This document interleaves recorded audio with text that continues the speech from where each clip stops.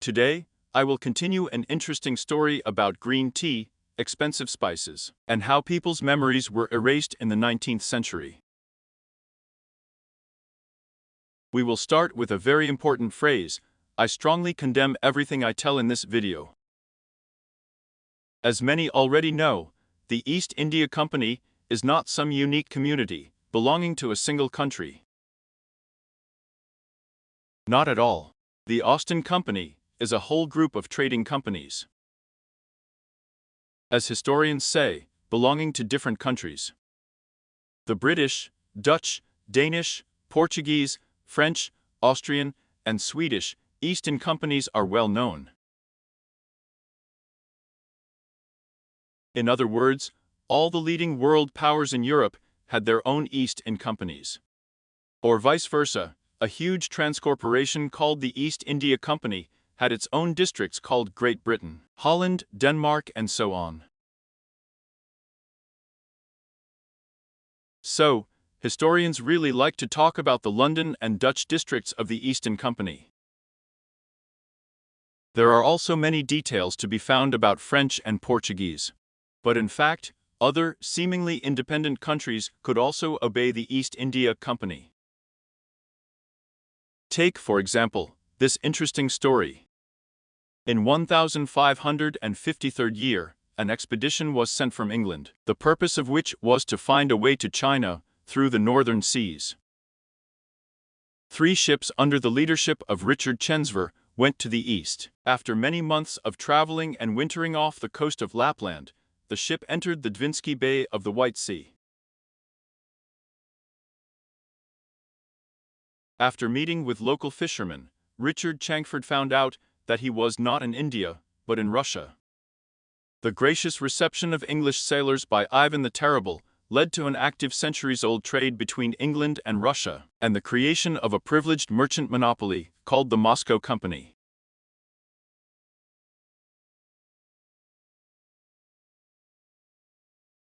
Of course, it's all wonderful and true. A brave English navigator, in the middle of the 16th century, opens the beginning of the Northern Sea route.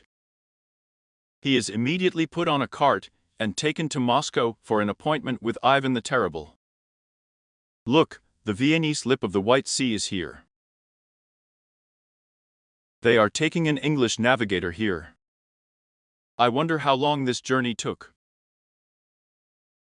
And why Ivan the Terrible invites the first person he meets to his reception. Not only invites, but even allows to open a Moscow company for trade with England. All this, of course, is logical. But here's the weird thing. There was simply no need for Russia to use the new trade route. After all, since the 12th century, the Novgorod Republic has been trading with Europe, using the waters of the Baltic Sea for the shipment of its goods.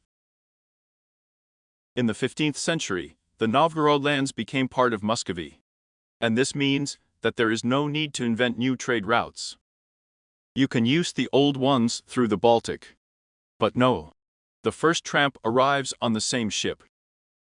He is immediately taken to Moscow for an audience with Ivan the Terrible. But after all, the same historians tell us about the brisk trade of the Novgorod Republic with Western countries.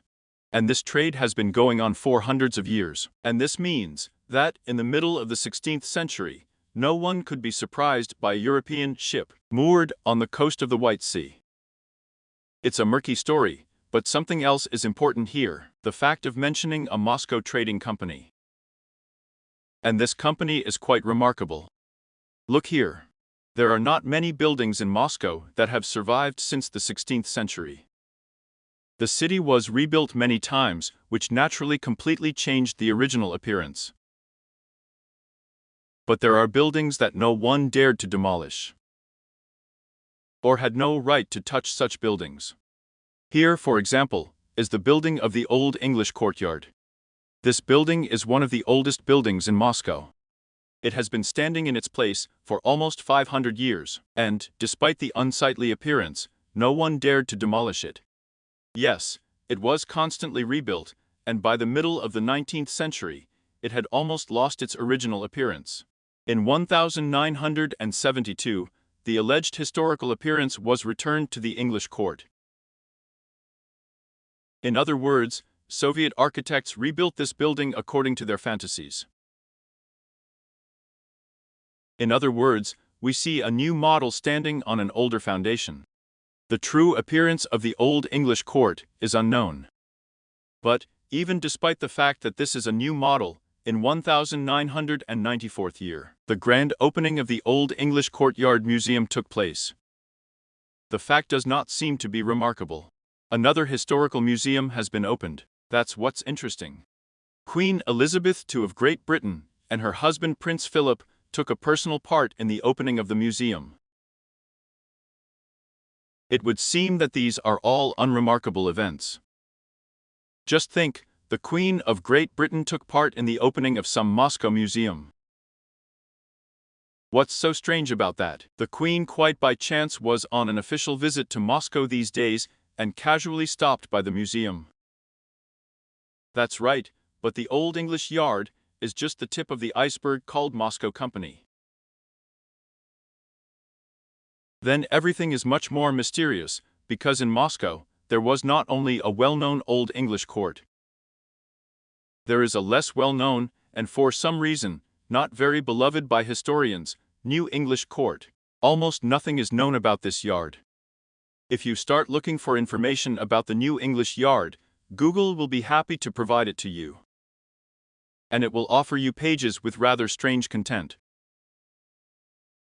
See for yourself. The new Moscow English Money Yard. Isn't that pretty cool? There was an English money yard in Moscow. It is interesting what the English monetary court was doing in the capital of an independent state. Yes, we also need to clarify here. Muscovy was not only an independent, but also a closed state. And this is very interesting, but more on that below. Historians, of course, have a version of where such a strange name came from, the new Moscow English Money Yard. In their opinion, in 1654th year, after the beginning of the monetary reform of Alexei Mikhailovich, a new money yard was opened in Moscow. It was located in the White City. The additional name English is due to the fact that the mint was located in the buildings of the former English court. Just a wonderful version. Historians, as always, are on top. After all, how simple everything is. The new money yard was opened in the building of the New English Yard, and therefore was named the new Moscow English Money Yard. Interestingly, if a new money yard opened in the German settlement, it would be called the new Moscow German Money Yard. And if it were in Tartarus? Well, anyway, let's not quibble, but rather let's see when the buildings of the New English Courtyard themselves were built. Historians say that the New English Courtyard was built in 1636th year. That is, they built it in the 36th, and 19 years later, in 1654th. The new Moscow English Money Yard was located in the buildings of the New English Courtyard. It's very strange, really. There were no other buildings in Moscow that could accommodate a money yard. But that's not all. In 1663rd year, the new Moscow English Money Yard was ordered to be closed, and the old silver business yard in Moscow was started. Another strange expression is to start an old silver business yard. I still understand when historians show us the birch bark of the 13th century, where everything is written, to put it mildly, in one place. But this is already the 17th century. What does the phrase Old Moscow Money Yard mean to start? It can only make sense in one case. To start an old money yard means to put into operation some production that has been stopped for a while. And here's what's interesting. The old money yard in 1663rd year was located on Varvarka. The exact location is unknown. Well, what's interesting is that the Old English Courtyard was located on the same Varvarka. Look at the fantastic coincidences. We have an Old English Yard and a New English Yard. There is a new Moscow Money Yard and an Old Money Yard. The new Moscow money yard is also called the English one. The transfer of the money yard from the new English to the old one without any additional name and located on Varvarka suggests very interesting thoughts. Of course, people who know history well can correct me. And they will say that there is nothing surprising in this. Here, like, everything is simple. In 1649th year, trade relations between Russia and England were severed. For some reason, the execution of Charles I of Great Britain led to a rupture. Therefore, by decree of Tsar Alexei Mikhailovich, British trade and diplomatic representatives were expelled from the country, and their property was confiscated. And, for example, the Old English court became the property of a relative of the Tsar, Boyar Miloslavsky. That's the way it is, but here's what's strange. Allegedly, in 1649th year, the Old and New English courts became the property of the Russian Tsar, and trade relations with England were severed, which allowed the new Moscow English Monetary Court to be organized in the building of the new English court. First of all, if relations with England are irrevocably severed, why call the money yard the name of the enemy? Secondly, just at the time of the work of the new Moscow English court in Russia, minted European thalers are being put into circulation. Thirdly, there is a very interesting story related to silk and the mythical Silk Road. Everyone knows about Chinese silk and that these products have made a serious contribution to the Chinese economy. Well, that's what's weird. The silk seemed to come from China. But for some reason, the largest production of the same silk was still in the 16th century, on the territory of Azerbaijan. In 1561st year, the English merchant Jenkinson visited Azerbaijan on behalf of the Moscow Company and the British Crown. Jenkinson secured an interesting decree of privileges. This decree allowed English merchants and their companies to move freely, cross customs posts without hindrance, trade for cash or exchange goods, stay in the country as long as they want, and leave the country freely whenever they want.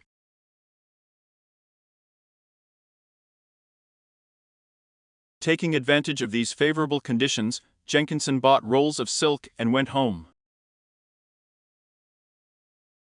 After Jenkinson, representatives of the Moscow Trading Company and English merchants often visited Azerbaijan, which is basically the same thing. They bought mostly silk. These are the interesting advantages of Azerbaijan noted by the head of the German Galstein Embassy, Professor Adam Oliari.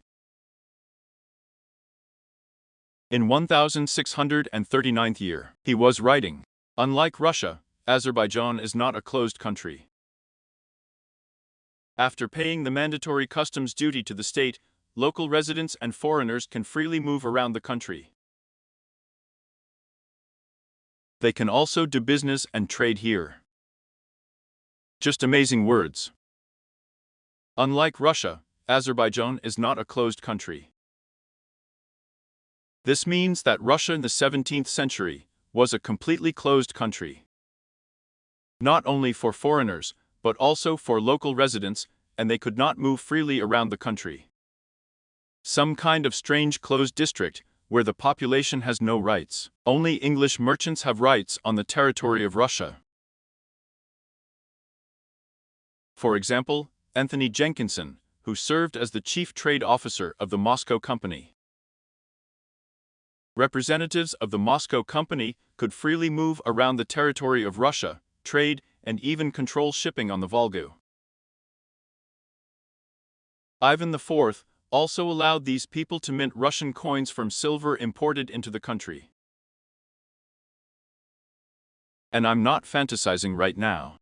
It's all written in a mini-guide to Kitagorod. It says so here. The British have settled in Zaryoti well. A garden was laid out around the chambers and a mint was arranged. Now let's recall the story of the new English money yard and the old money yard on Varvarka. It turns out that the Old Money Yard was located just in the premises of the Old English Yard. You see how interesting it is. In independent Muscovy, Russian coins were minted by the British. If we draw an analogy with our time, the one who prints money rules the world.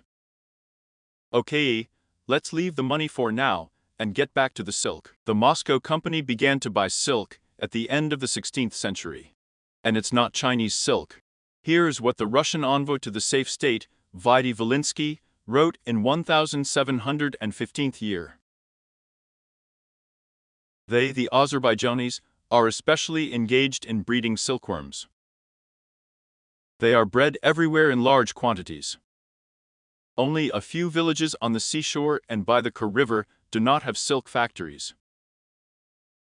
50 years later, Samuel Gmelin wrote that there were about 1,500 silk looms in Shamoki.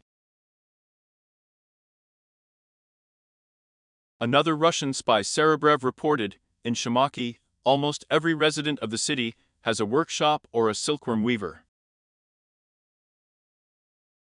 So it was Azerbaijan that supplied Russia and Europe with silk from the end of the 16th to the 19th century. At first glance, this information does not change anything. Just think, a Moscow trading company mints Russian money. What's so strange about that? The name is Moscow. Just think, silk was imported to Russia and Europe. After all, this is good. It means that Moscow merchants are getting richer. And this means the whole of Russia. That's it. Moscow Company is getting richer. But this has nothing to do with the Russian economy. After all, the fact that the Austin Company was burning in front of their eyes did not affect the welfare of ordinary Indians, Chinese and Filipinos in any way. The Moscow Trading Company is not some Russian merchant brand. Not at all. This is one of the divisions of the East India Company. And to understand this, just look at the seal of the Moscow Trading Company. A wonderful seal. We see a shield, 2 flowers on top, a boat. Now let's turn to the coat of arms of the English East India Company. The same 2 flowers on the shield. It's impossible to say that it's a poppy, but it looks like it. There are already 3 boats below. So for some reason, historians are modestly silent about the fact that not only English, Dutch, French companies operated in the world, but also the Moscow Estates in Company, which minted money on the territory of Russia, imported silk to Russia, processed it and sent it to Europe. She also exported hemp, wood, leather and furs from Russia. The most interesting thing is the hemp. Everyone knows that Russia has been trading hemp for centuries, but few people thought about who controlled this interesting business. After all, hemp is only the tip of the iceberg. There are a lot of secrets tied up in this story. Starting with the mystery of the origin of white paper, ending with the origin of the name of a country like Bangladesh and hookah smoking. Let's start with the hookah, and according to one of the popular versions, the Portuguese taught the Hindus to smoke hookah. In 1588 year, the Portuguese diplomatic mission went to the ruler of India, Emperor Akbar I, in order to establish relations between the countries. As a gift, the Portuguese brought overseas tobacco to the emperor and taught him how to smoke. The new entertainment delighted the entire imperial court. The high society of India quickly got hooked on nicotine, and tobacco smoke just began to fill the palaces of the nobility. In short, everyone liked tobacco, except the court physician Abu Fo. In his opinion, smoking an unknown plant can be dangerous for the health of the Padishah. And in order to reduce the harm to the health of his ruler, the healer invents a prototype of a hookah, with the help of which smoke is filtered and cooled through water.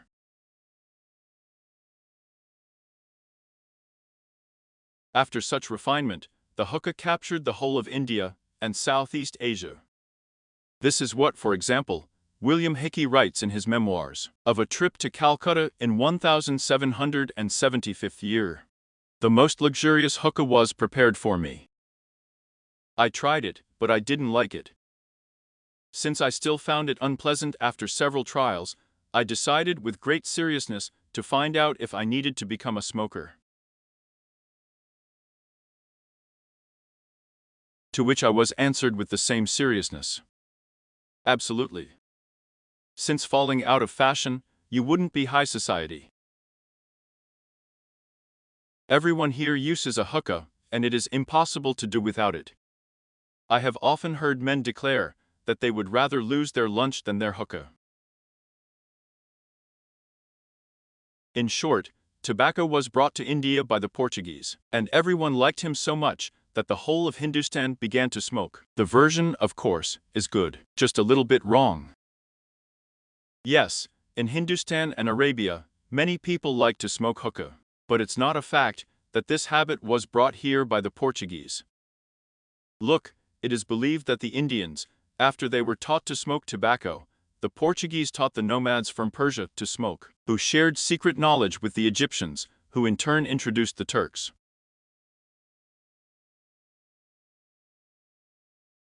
Of course, we condemn all this, but here's what's strange. According to the official version, the history of hookah begins at the end of the 16th century, when the Indian emperor first tried hookah. But after all, during excavations in Ethiopia, in one of the caves, scientists found clay balls that preserved the ashes of smoked hashish. The find dates back to the 14th century. Of course, the date can be questioned, but the composition, I think, is more interesting. Historians tell us that in India, tobacco was used to refuel the hookah, and everyone liked him so much that people forgot about the food. That's how he is. Then why was hashish smoked in Ethiopia?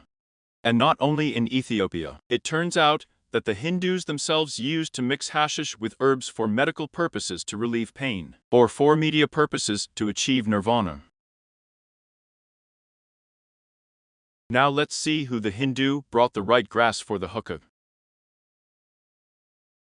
Tobacco was introduced by the Portuguese only at the end of the 16th century, but in fact, the Indians did not need imported tobacco at all, since the right products with very high qualities were grown in Bengal from time immemorial, and this is certainly not tobacco but marijuana.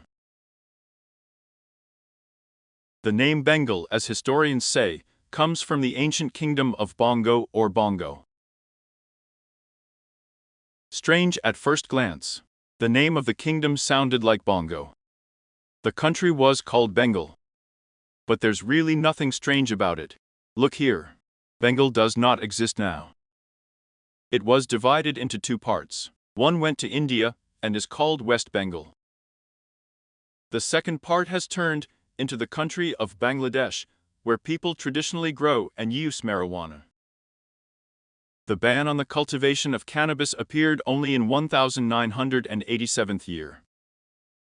And before that, Bangladesh was one huge plantation of this spice. So, the name of Bangladesh, according to historians, came from the name of the ancient kingdom of Bana or Bongo. I don't know if there was an ancient kingdom of Bana before, but since ancient times, a very popular product called pank has been used in Indochina. This psychotropic drug is obtained from Indian cannabis. Phuk is used for both drinking and smoking. Sweets are also added to it. Fang in Hindi sounds like bongo, that is, it is consonant with the ancient name of the kingdom. That is, the name of the country Bangladesh came from the name of the spice. In other words, Bangladesh is the country of Fang, that is, the territory where Fang, that is, cannabis, was grown. China also has a centuries-old tradition of growing and consuming this spice.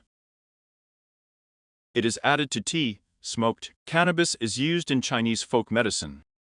Even today, huge areas in China are occupied by cannabis. Also, in the 19th century, Xinjiang province was the largest producer and exporter of hashish. So, Bengal, China and other Southeast Asian countries in the 18th century were the largest producers of various psychotropic spices. Spices were produced thousands of times more than the domestic market of these countries required. And since the product is produced on a huge scale, it means that someone buys it with a lot of experience. This someone is an Ostend company that has many subsidiaries, such as Moscow, Dutch, English and French. The Ostend Company supplied narcotic spices of various compositions all over the world. And this spice was just vital for people. Because of this spice, people even started fighting. The most striking example is the War of Independence of the United States, 1775th year. The prerequisite for this war was the Stamp Duty Act of 1765th year. In 1767th year, England imposed customs duties on glass, lead, papers, paints and tea imported into the American colonies. In 1770th year, duties were abolished on all goods except tea. It seems to be a trifle big deal, they raised the duty on tea. But for some reason, tea was vital for the American colonists. So, in September of 1773, 7 ships of the East India Company arrived in American ports. There were almost 300 tons of tea on board. The port of Boston refused to accept tea at inflated prices. People were so outraged by the duties on tea that they even gathered for a large rally. Some of the residents disguised themselves as Indians, climbed onto the ship and began to dump boxes of tea into the sea. So, the beginning of the War of Independence was provoked by high duties on tea. But it wasn't just about tea that the British and Americans argued. The second strategic product was tobacco. It was tobacco that the Americans used during the War of Independence with the French. And that's why a very interesting event called the Virginia Tobacco War took place in the USA. In 1780th year, British troops under the command of General Cornwallis burned the tobacco of the colonists, about 10,000 barrels of dried tobacco leaf. Each barrel weighed 450 kilograms. Another 8,000 barrels of tobacco were destroyed in the cities of St. Petersburg, Manchester, Blansford, and Osborne. Now it is difficult to establish what kind of tobacco was grown in the United States in the 18th century. There is only one thing that can be said for sure: it was not smoked. Tobacco was either sniffed or chewed by Americans until almost the end of the 19th century. Back in the early 20th century, the most popular item in pubs, brothels, salons, and hotels was an ordinary spittoon, that is, a container designed for spitting. The use of spittoons was considered a great achievement in restoring public order. After all, Americans used to spit tobacco just on the floor or on the sidewalk. So, at the beginning of the 20th century, Americans chewed and sniffed tobacco. A little later, they were hooked on regular cigarettes in orderly rows. Here is an interesting graph, which can be found on the Chip Blogger page. Link under the video. This graph clearly shows that, until the beginning of the 19th century, only snuff was used everywhere. In the 19th century, the habit of chewing tobacco appeared. As I have already told you before, at the beginning, the American market was filled with Peruvian tobacco, that is, coca leaves. But it is quite possible that already in the 18th century, another interesting product appeared on the American market, which was also called tobacco, and which the British actively destroyed in the Tobacco War of 1780. Many have heard that the composition of American dollars includes hemp fibers. Also, the first and second drafts of the U.S. Declaration of Independence were written on hemp paper. 1777th year, the Star-Spangled Banner is approved by the national flag of the United States. The panel itself is made of hemp fabric. George Washington and Thomas Jefferson owned large cannabis plantations.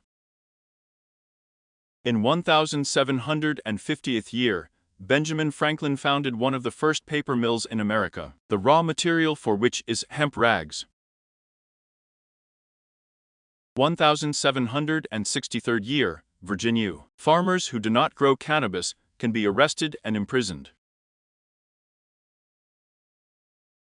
And that's what we have looming. In 1763 year, cannabis is actively cultivated in the state of Virginia. 10 years pass, and in Boston, Americans begin to throw tea from the ship into the sea.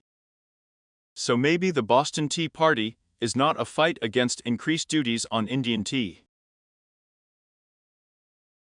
Until the middle of the 18th century, the Austin Company imported a narcotic spice called tea to the United States from Southeast Asia.